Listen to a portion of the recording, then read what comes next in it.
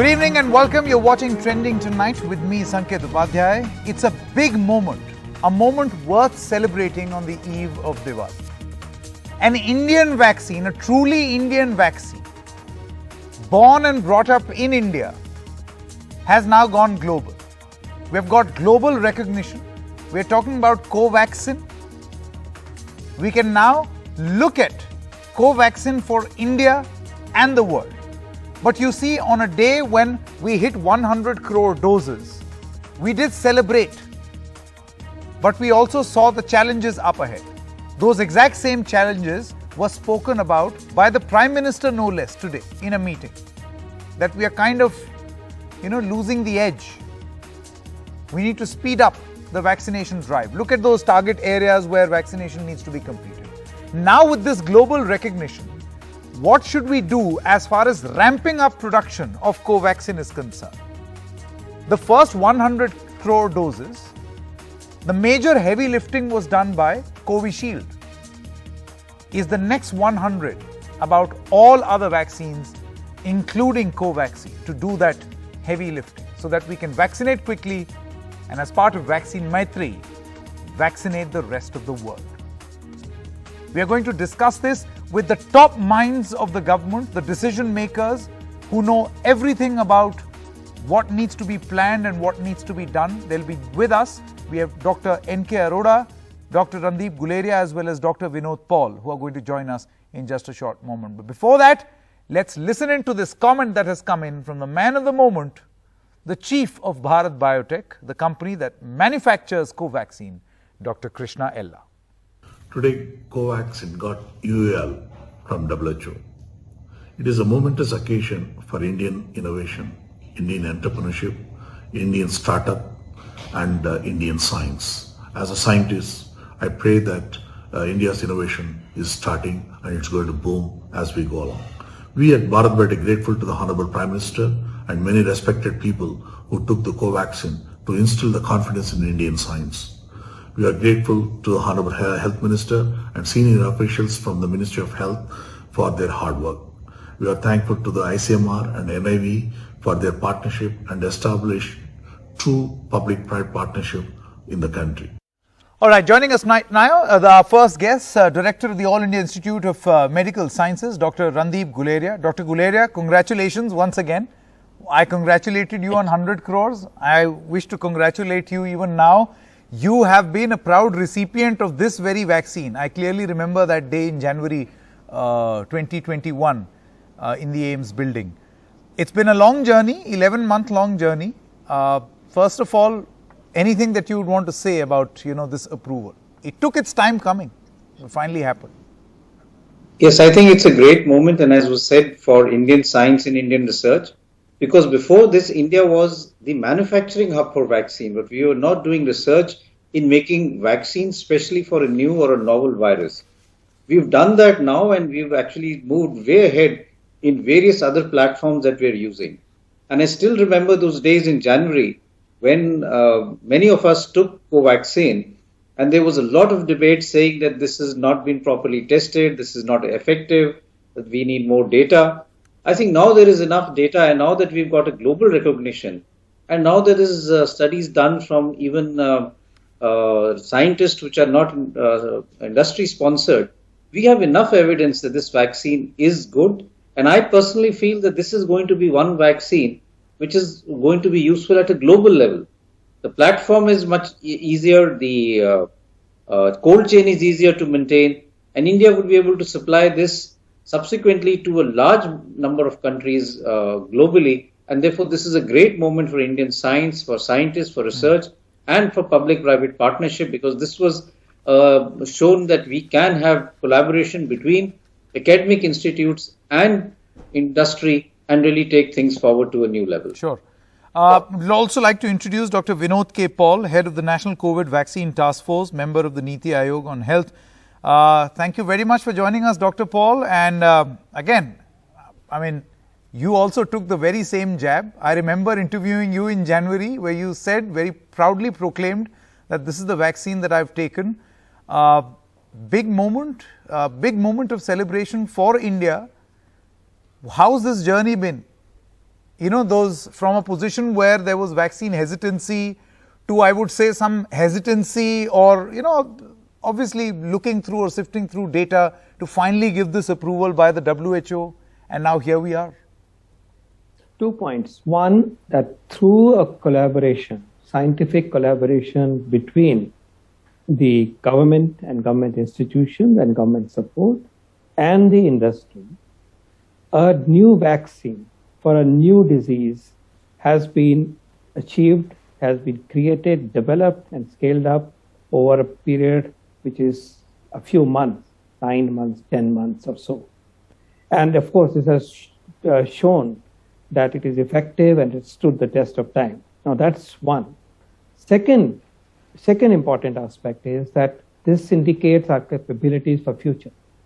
Because to be able to achieve this recognition from the World Health Organization through a tough process, a structured, systematic, tough process, which we respect, and we are part of this because on many, many such committees, Indian scientists are also very esteemed members and also the chairs of committee. We appreciate the fact that this recognition has come. We recognize the fact that all the parameters have been met. Sometimes what is not often spoken is not only the safety and efficacy of the vaccine, but also the good manufacturing practices, the good clinical practices, the robustness with which the clinical trials are done, the laboratory data is collected, and safety parameters are addressed. So not only it is a symbol of Atmanirbharta in vaccines, not only it is a symbol of the success of our R&D and industry partnership, but also it shows that while we do that, the standards are met. And when you're referring to some of the points which cause vaccine hesitancy, there my plea today is that all of us, we must respect our scientific institutions and scientific processes, whether it is a regulator such as the Drugs Controller General of India or CDSCO, or it is National Technical Advisory Group on Immunization, or findings that come up through a systematic study from Indian scientists. We should respect our processes. We should have faith. Another example, Sanket, is when you bring in the clinical treatment protocol for COVID-19, or for that matter, tuberculosis tomorrow. Please respect the processes that Indian scientists take, help them. Don't put doubts in the minds of the people. That's one message that I would like to emphasize. Sure. I'm going to come back to you in just a short. Nation. Yeah, Dr. Vinod, I'm going to come back to you because there is another point that the WHO has raised regarding this vaccine and enough data not being available for that particular type. I would tell you, it says available data on vaccination of pregnant women with the Covaxin vaccine are insufficient to assess vaccine safety and efficacy. I'm going to get your answer on that point in just a short moment, as I now also proudly introduce Dr. N.K. Arora, Chairman of the COVID Working Group, member of the NTAGI. All three of you have been extremely instrumental and very important agents of providing, number one, the correct information, and number two, deciding what needs to be the strategy up ahead. So, Dr. Arora, first again, congratulations to you that this has happened. It took its time coming, it has happened. My question to you is that did it come as a surprise to you that the WHO took its time, or is this normal scientific process? Thank you very much, Sanket. It's such a pleasure talking to you. Likewise. You just now raised this issue of safety in pregnant women. Yeah. In fact, this data was given to them 4 days ago. And that data was on 1.5 million pregnant women who were immunized till 23rd of October. So whatever data, normally they wouldn't ask about all this data, because for other vaccines like Sinovac or Sinopharma, which are also inactivated vaccine from China, they did not ask that. They asked that data, we gave them. And exactly we knew how many children, how many pregnant women had difficulties or any adverse events with Covishield and also with Covaxin. And Covaxin is absolutely safe.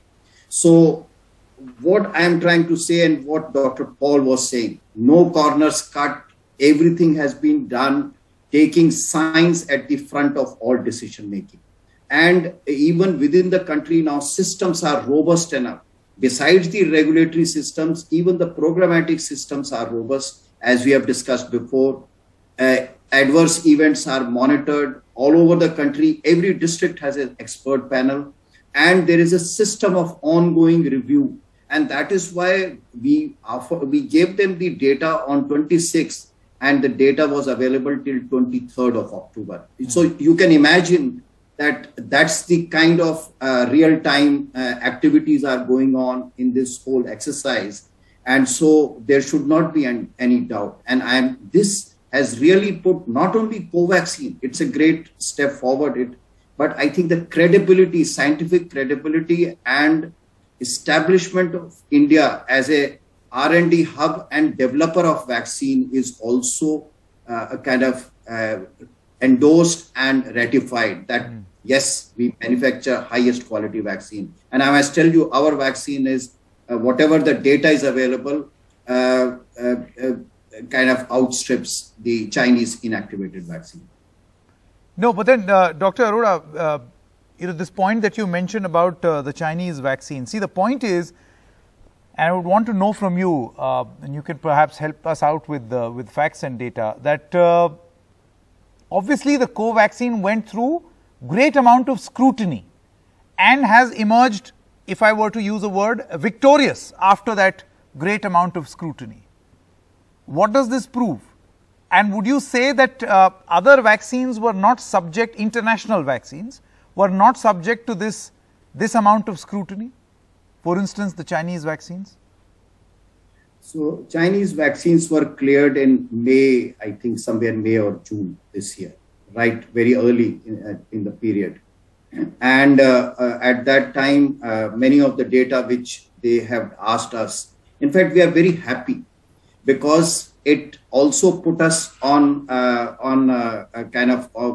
on the path to sort of be vigilant at all times. So vaccination and vaccine quality has been vindicated repeatedly. The second thing is that it also tells us, and the world now knows, that if you ask for anything, we are ready to do it. Third thing, Sinovac and Sinopharma have now says 3 doses to be given because their 2-dose response is less. Even like this vaccine has 78%, they have much less. It is around between 50 and 60%, and their antibodies fall down.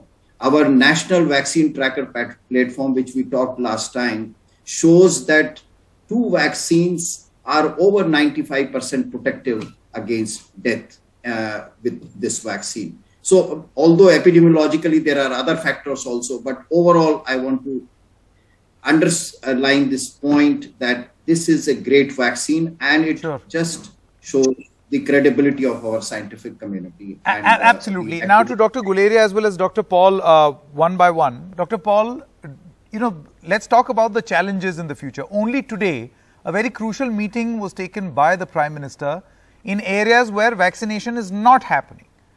This seems to suggest that we may have, this is not an allegation, we may have slackened somewhere after the grand celebration of 100 crore doses. Do you feel with this approval, we should now lay more stress on manufacturing and then eventually making the vaccine reach these target groups?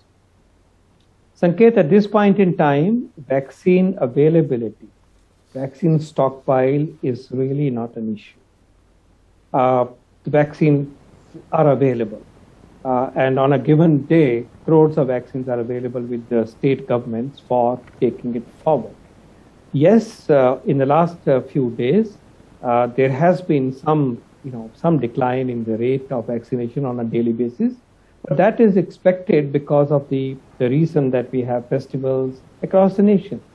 There is no slackness on the part of the system per se. Please appreciate that. But then health workers are also, maybe going on fast and they celebrate. And in people in general also maybe avoiding vaccine for whatever reason. But take it from what the Honorable Prime Minister stated today. The government is very clear. he stated that we are looking at 100% coverage, stated that we are looking at saturation, stated that we are going to go house to house and ensure that the inmates receive the first vaccine and receive the second vaccine.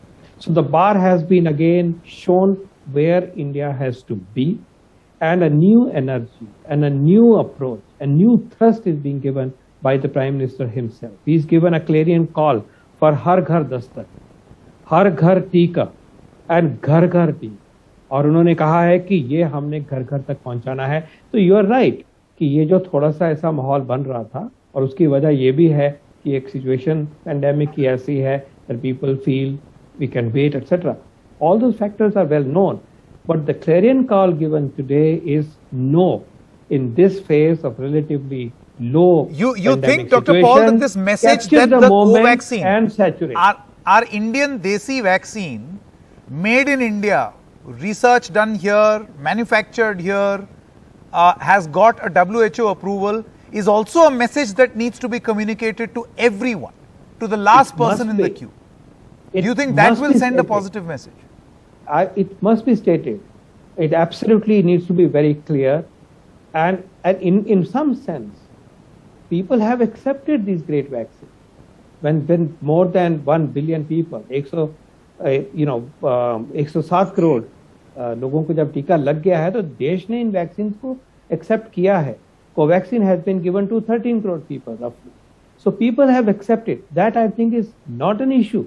But having got this recognition in the minds of some people, if there was any doubt, within the country and even more so outside the country, today's message is that India's science is strong, India's systems are strong, Sure. and India has a great future in the field of medical products. It's a triumph of India's science. Okay, today. before I come back to Dr. Arora, Dr. Guleria, one major concern is that the first 100 crores, the bulk of the heavy lifting was really done by Covishield, right? Covishield got international recognition also. Poor guys with Covaxin could not even travel abroad, right? Now they're heaving a huge sigh of relief that more and more countries they hope will, give acceptance or will recognize Covaxin as a vaccine. Yet, if I look at the vaccine availability, Dr. Paul says that vaccine is available. Availability is not the problem. You see, between August 2021 and December 2021, Covishield is still 50 crore doses available, whereas Covaxin is 38.6 crore doses available. So, do you think that we had a heads up while this approval was lying in wait, we could have ramped up production even more so as to be better prepared? So I think we are already doing that, and this process is on. This takes time because of the fact that we are manufacturing a new vaccine. And therefore, if you look at the number of doses available, whether it be Covishield, Covaxin or any other, the Sputnik, we have enough doses available to vaccinate the people who are coming forward for vaccination, and there's no shortage. It's not an issue of whether we have more Covaxin or Covishield. We should have enough vaccines enough available in the pool. to vaccinate our population, which we do have. We also have centers which are giving both Covishield and Covaxin, and people can choose what they want. But like you said, we need to really ramp up our production. So there are two parts. One is ramping up the production, which is being done and which would be done not only to meet the needs from India, but as part of Vaccine Maitri. And the second part is to really make sure that we reach every household and give them the vaccination so that the coverage is there, irrespective of whether it's Covaxin or Covishield. And that is the important thing which the Honorable Prime Minister said, that we must have 100% coverage, and if someone has got left behind because he couldn't come to the vaccination center or for some other doubts, we should approach that in a manner that we quickly are able to cover the entire population, because that will give us that degree of protection that we need in terms of protecting our citizens from further waves, if I may put it that way. Okay. So it's very, very important. I want to come in on this availability of vaccine. Yes, Dr. Paul. Let me clear the air. Today, let me start with Covaxin, which is less often spoken in this regard. Today, the Covaxin availability is to the tune of 5 crore plus doses per month. 5.22 crore is the level at which the supply is happening. We started with just under 1 crore way back This is a modest-sized company. And then they have scaled up, and their Bangalore system has come up in a big way after DBT support, with DBT support. And also, remarkably, Covishield began with under 7 crore per month in the difficult phase of the vaccination at the start. And today, they are churning out 22 crore per month. 22 So capacity crore has per month, increased. doses per month. And they were stable at about 12 crore, but they made huge effort. They repurposed their Novavax system for Covishield on priority, which was a good decision. So today we have a capacity of 25 to 27 crore from these Yeah, two. I get your point, month. but to do vaccine, Maitri, also, I understand the compulsions. You can't just suddenly start manufacturing a vaccine. There has to be a system in place. I realize that. But Dr. Arora, the last word to you, with the government now recognizing that we can't be lax, we have to identify areas with low vaccination. Will these vaccines, that's Indian vaccine, a truly made in India vaccine getting international recognition, can this do the heavy lifting for the next 100 crores? So, Sanket, I'll take you back to 1998. Okay. When polio, pulse polio program was in second or third year. And we did a nationwide evaluation at that time. AIMS and INCLIN did a combined one. And we found that 20% people are not coming to health centers.